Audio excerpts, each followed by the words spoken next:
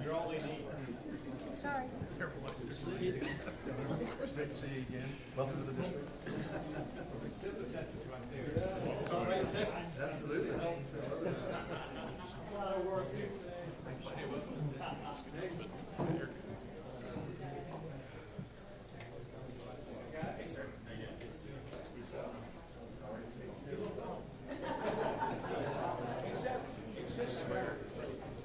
I beg your pardon? Oh,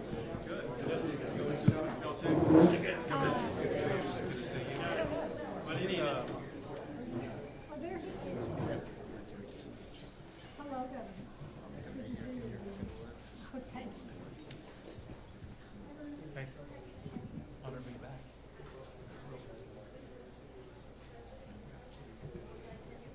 Good to be here with you. Thank you. Good, great job.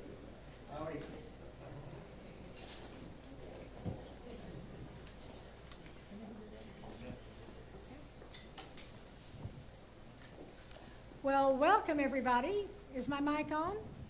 No. Okay, let's try again. No, okay. Get closer to it.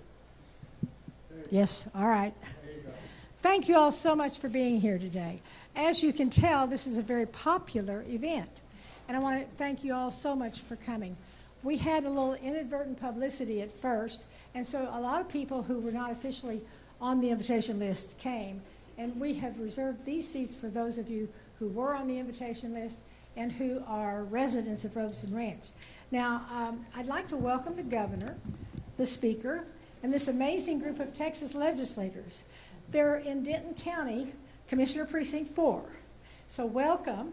And I am Diane Edmonds, and I am the commissioner for Precinct 4 in Denton County.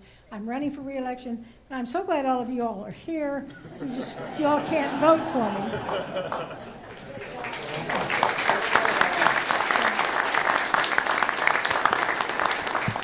And I want to give a special shout out to all of my neighbors that are here, all of our Robson Ranch residents. Raise your hands, because we're so glad you're here. You love our governor, don't you? Everybody wanted to be here, Governor, for this momentous occasion. We're absolutely delighted that the governor chose this location for the signing of HB 9, Senate Bill 23, and Senate Bill 4. Anybody got any idea why he chose Robson Ranch? There's a rumor going around that there are a lot of seniors that live here. I don't think it's really true. I don't see any seniors. Oh, well, okay, one. Anyway, we're so glad to have you here because you were especially kind to the seniors in this legislation. We kind of have a lot in common, Governor. When I first became a commissioner, it occurred to me that we didn't have a cap on what the seniors pay for county taxes. And we didn't have any kind of a homestead exemption. So in my first year, I championed those two things, and they passed. But I had it easier than you did. I only needed 3 votes. And I think you needed almost 100. Exactly. Especially he's one of 3. Well, that's right. I was one of the 3. So anyway, this is a much, much bigger deal than what my deal was. And we're so happy because what you've done for seniors and those who are disabled and to the ordinary homeowner, we have increased that exemption to huge amounts. We've got our tax assessor collector here, and I know she knows how important this is going to be. So, Governor, we're so happy to welcome you here. And if you don't mind, I want to take just a second. We've got some other elected officials here that I'd like to recognize. Commissioner Brandon Gill. Commissioner.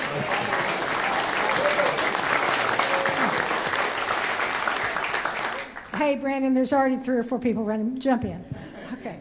I'm so sorry. It said C-O-M, and that was supposed to be C-O-N. Congressman Brandon Gill. And then our county judge, Andy Eads. Our tax assessor collector, Don Way. And not the only cowboy in the room, but our sheriff, Tracy Murphy. We have Judge Susan Peel, who's here. And then in addition to all of these wonderful representatives, we have a lot of senators, 2 of them from Denton County. So Brent Hagenboo and Tan Parker, thank you all so much for what you do for us. And I want all all of you to know we love you here in Denton County, particularly in Robson Ranch. Governor, we have such a strong voting group here. I believe in your last election, the midterm election, that statewide was about 45% of the registered voters. We more than doubled that here in Robson Ranch. So y'all come on back anytime, because we love voting for you. Well, thank you, Diane, for your introduction. Thank you for your service. It's great to be back at Robson Ranch. I've been here many times. It's a great place to be, and there could be no better place to be here for the reason we're here today. One reason why we are here today is because of the leadership both of Lieutenant Governor Patrick as well as Speaker Dustin Burrows. And on this legislation in particular, the leadership of Senator Bettencourt and State Representative Morgan Meyer. We're here today to talk about property taxes. Let me hear it. Do you think your property taxes are too high? Yes. So do I. And I'm going to sign 3 pieces of legislation that lower those taxes. 2 of them deal with your homestead exemption. As a kind of reminder, if you look at the valuation of your house, a homestead exemption is going to exempt part of that value from taxation. When I became governor, that homestead exemption was $15,000. As we gather today, that homestead exemption is $100,000. I'm going to sign a law that will increase that exemption to $140,000.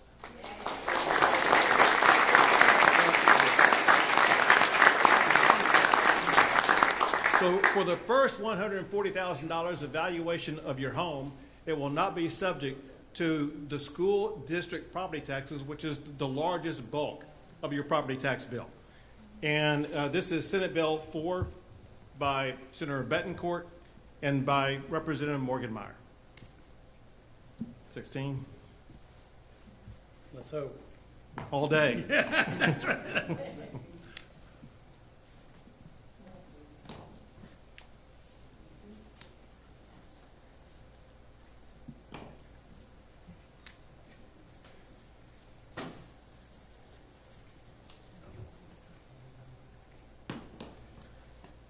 Your homestead exemption has now gone up to $140,000.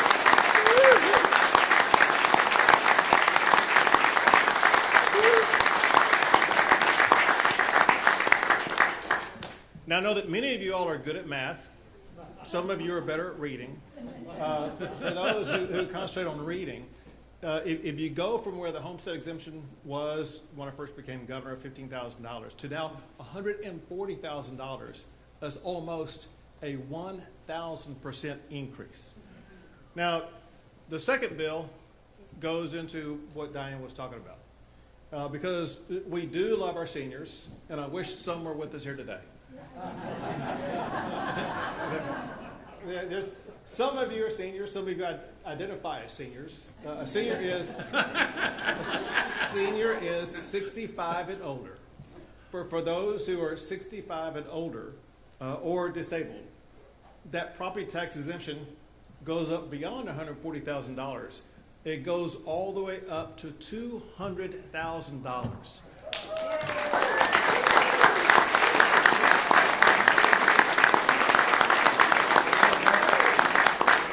So for the first $200,000 of valuation of your home, there's not going to be any school property tax that you have to pay.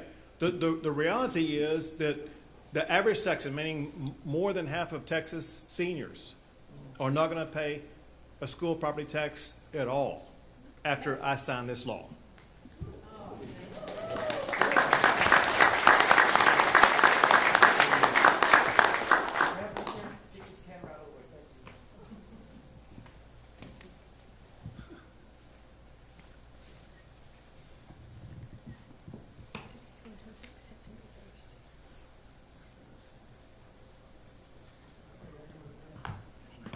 For seniors and disabled, their homestead exemption is now $200,000.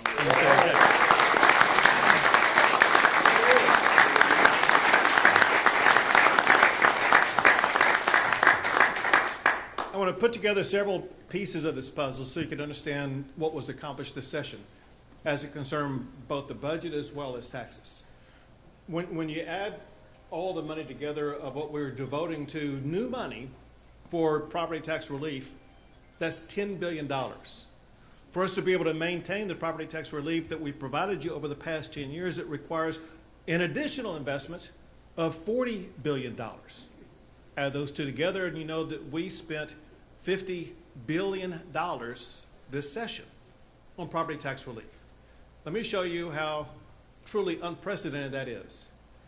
25%, a quarter, of the Texas state budget is using money to return to you through tax cuts. No state in the history of America has devoted such a large percentage of their budget to tax relief in the United States of America.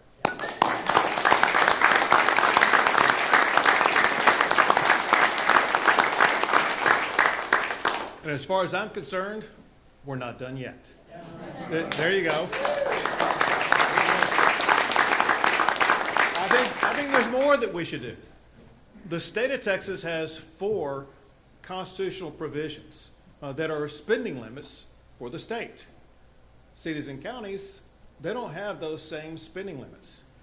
It's time the cities and counties have a spending limit just like the state of Texas does, so they cannot drive up your property taxes anymore.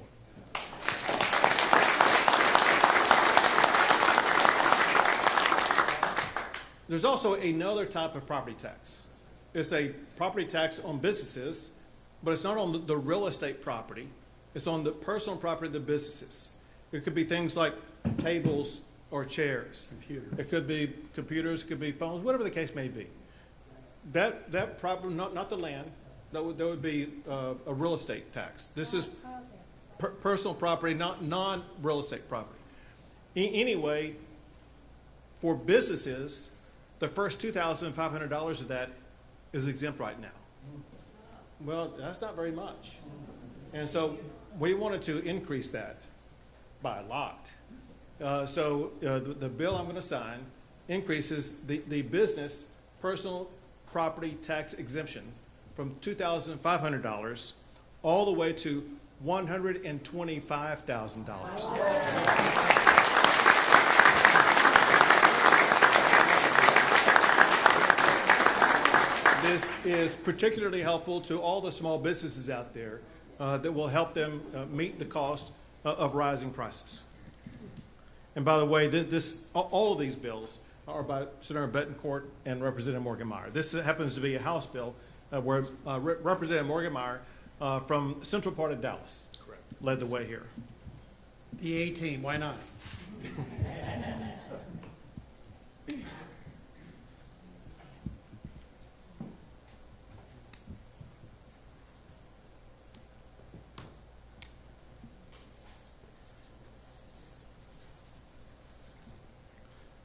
For businesses in Texas, their personal property tax exemption is now up to $125,000. As I mentioned to begin with, we wouldn't be here today if it not had been for leadership of people like Speaker Dustin Burrows. And I turn the mic over to him now. Thank you, Governor.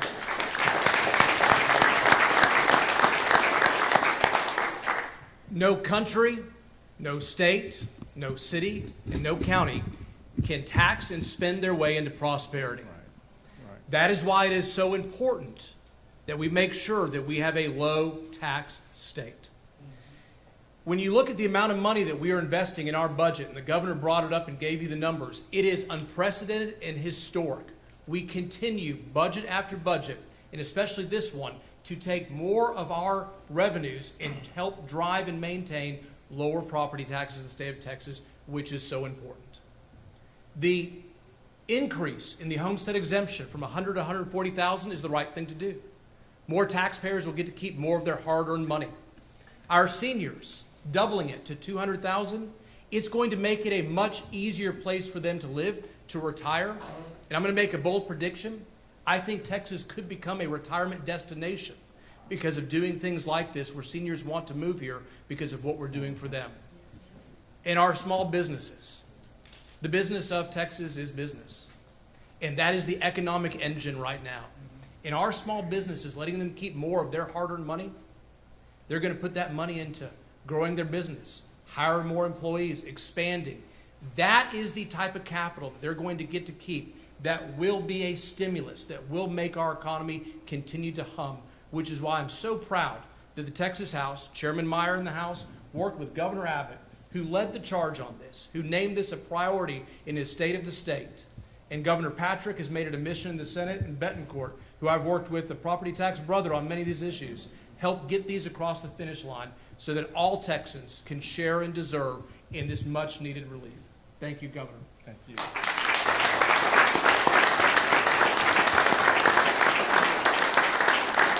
And now Senator Bettencourt.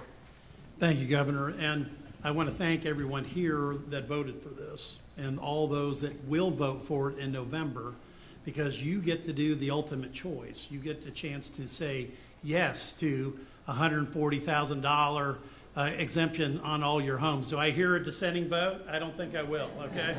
How about you get to say yes to a $200,000 over 65 exemption? Diane, I don't think I'm going to hear any dissenting votes here, am I? And you get to say yes to a business tax relief of $125,000, which helps all of our small businesses. The amount of money we're talking about here is extraordinary. The governor's talked about the fact this has been a $50 billion commitment, and in just the last 3 years between these bills that we passed, $22.7 billion of tax relief, now $10 billion more, we're looking at saving the average home $1,750 when you say yes in November. But wait, we're not done yet. If you're over 65, that takes you up to $2,342. But wait, there's more, because of work that Speaker Burrows and I did when he was still I guess you were chairman right back then, right? Before you had the wise decision to promote Morgan to chair. Okay, we've actually done something that's even better. Every year, as we raise the homestead exemption or cut the tax rate, because we're doing that now by 6 pennies, your over 65 bills go down and down and down every year. In fact, we've got senators here. I see Senator West was one of my early joint authors on this. His Senate district will probably be close to 75 to 80% of his homeowners will be paying 0 property taxes, okay? Adam Inosa, who flew all the way in from the valley, and why not? He's got 2 counties that will have probably 80 to 90% of his over 65 exemption homeowners paying no tax at all. And why not? You've paid a lifetime of taxes already. And so here, the state of Texas makes the massive commitment to make sure that you can stay in your home for as long as you want to, because these exemptions, once you vote for them in November, will be there for as long as you own the home. And I think that is the testament to what this A-team has done. I kidded that it was Morgan and I, but you can't get anything done in the Texas Legislature unless you have, in this case, 180 votes, because we did have one unfortunate soul who was wayward, but that's another story.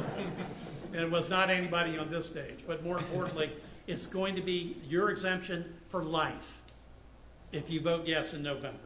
Your extension for life. And that means your exemption will be with you and your children and your grandchildren, because this state, once it's enshrined in the Constitution, and I think I can speak, for the Lieutenant Governor on this and everyone else on this stage, will never back up from that commitment to Texas taxpayers. It's a great day for Texas taxpayers. Let's hear it.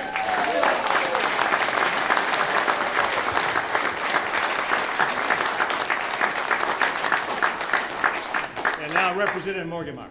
Thank you, Governor. It's always great to go last. But what I would like to echo is the working relationship that we had in the House with the Senate. Chairman Bettencourt, Lieutenant Governor Patrick, fantastic working partners. From day one of this session, when the Speaker and I went over to meet with Governor Patrick and Chairman Bettencourt, it was a tone of how do we get this done? How do we work together? How do we solve this problem, which, whether you're in my district in Dallas or in Harris County or in El Paso or here in Denton, it is one of the #1 issues all of us, while knocking on doors, we hear about. We certainly hear about other issues as well, but I can tell you the one and most consistent issue is property tax relief. And we are not sitting here today without the leadership of Governor Abbott, Governor Patrick, and Speaker Burrows. And I think this issue exemplifies many of the issues that we had come before us this session, where we were united to solve the problems of the citizens of the state of Texas and determined to do so from day one. And as a result of that, we have these type of results. So thank you, Governor. Appreciate it. Thank you very much.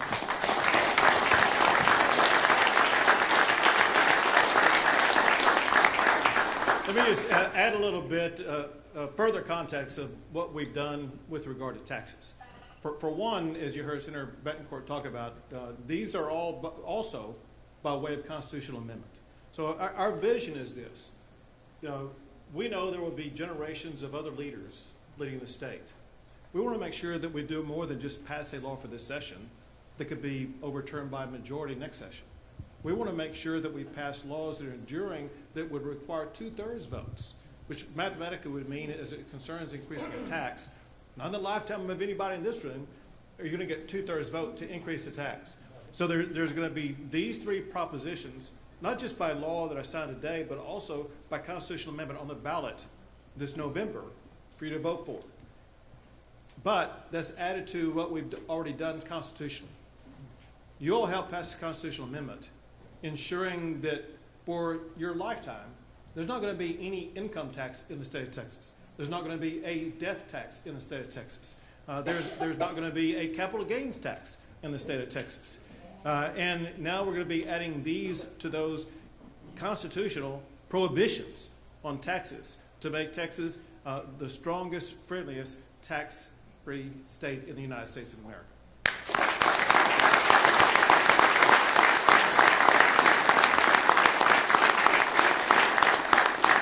Among the nearby representatives, one who is missing today for a reason, and that is Representative Richard Hayes, is celebrating his 50th anniversary on a trip with his family, and he wanted to be here. Now with that, we'll open it to questions to the press. Governor, could you address? How are you? Let me ask you about SB3. A lot of people want to know. Certainly this vote was unanimous in both chambers, but there's a lot of disagreement about the THC ban. I know you've talked a little bit about it. Your deadline is coming up. And I think a lot of people want to know what factors are you weighing to help you guide your decision on whether you're going to veto it, sign it, or just let it go without your signature. Jack, I appreciate you not wasting any time getting off topic.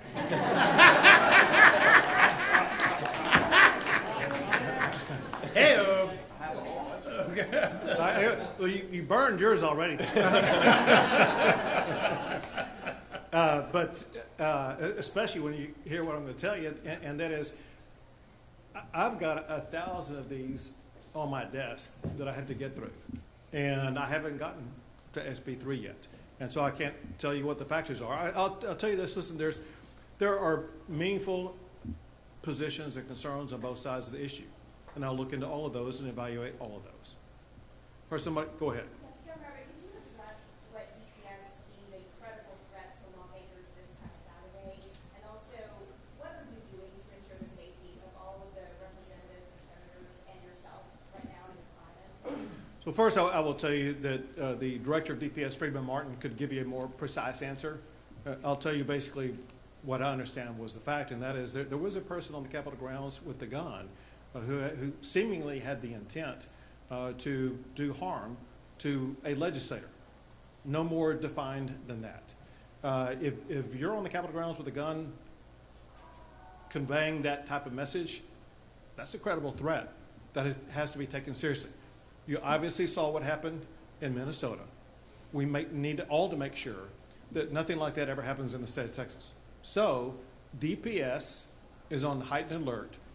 They work not just within the confines of DPS. They have joint task forces arrayed around the state of Texas that all do communications where they're gathering information both through social media sources as well as other sources to make sure they will have the most robust source of information and be able to address this in advance. I've seen them do it hundreds of times, so that they're very effective at it. And they will work to ensure that not just members of the legislature, but candidly anybody in the public is going to be free from some type of deranged attack like that.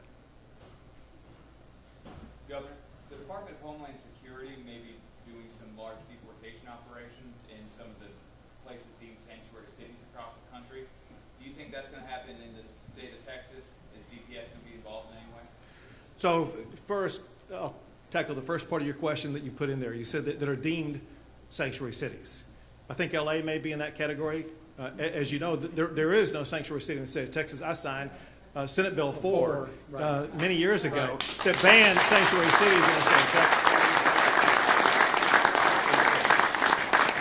That point aside, though, both the Texas Department of Public Safety and the Texas National Guard, they work in collaboration both with Border Patrol as well as with ICE to make sure that Texas is working now in partnership with the Trump administration to achieve their goal of removing people who are here illegally. Two more questions. Governor, going back to the tragedy that happened over the weekend, I know you mentioned DPS.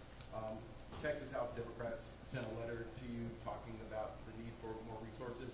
I know you can't talk about strategy, but are we at the point in our politics where there are conversations need to be had about security for certain lawmakers, or is it just taking every threat as it comes? Well, so here's what has happened repeatedly, and that is that there will be threats that will arise about one lawmaker or another, could be at the state level or federal level, but a person here in Texas, where there will need to be an increase in security for that person.